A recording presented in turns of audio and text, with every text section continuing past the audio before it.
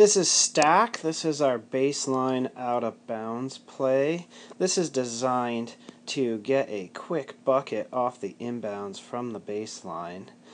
Here's how we position ourselves. Number 2 is going to take the ball out. She would need to be behind the baseline, and she's going to have to pass it in from where the official gives it to her. She can't run the baseline as she could if we were inbounding from the other end after our opponent made a basket.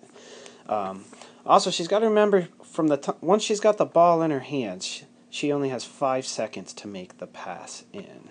So I wouldn't be in a huge hurry to get it into the hands. Let the official give it to you. And while you're awaiting the ball, I would be communicating to your teammates to get into this stack as quickly as possible. So 2's passing it in. 4, 3, 5, 1 is going to be the order of the stack. And we're going to want to set it up.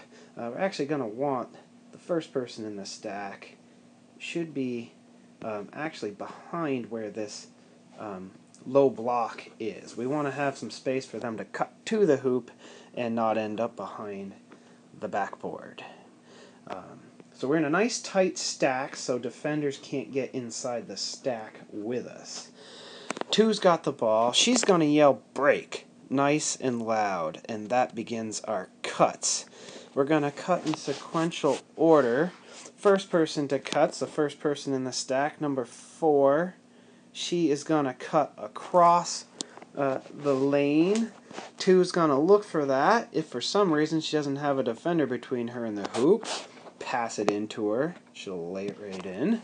If she doesn't get it on that cut, she's going to exit.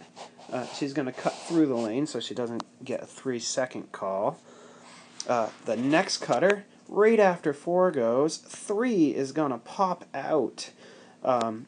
She's pretty likely to be open here, and if she's a good shooter, we can put it right in her hands, and she can take that jump shot from the short corner right there is a good scoring option.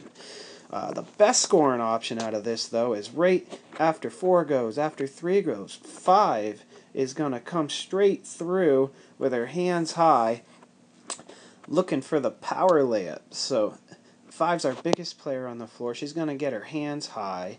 As soon as 4 and 3 separate from in front of her, she's going to come through strong. 2, you're going to look to put it into her hands high, and she's going to catch it for the power layup. That's probably our best option out of this. Now, if none of those first 3 options are on, 1 is going to just pop back to the point just so we got an outlet. Remember, 2, you've got to get it in 5 seconds. So this is all happening very quick. 4 cuts across, 3 pops out, 5 comes straight through, and then 1 pops back to the point.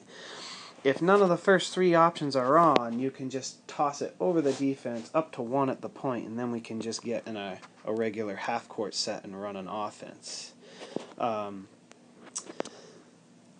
So just looking at what might happen here, if 2 puts it into 5's hands right after she makes the inbounds, whoever she inbounds it to, she's going to step into play, get herself in front of the backboard so that she can get a rebound. And when the shot goes up, we want all players, except for the point, everybody's going to crash the boards looking for the rebound and the putback, except for 1 at the point. She's just going to drop a little bit just for protection. And that is stack. That's our baseline out of bounds play.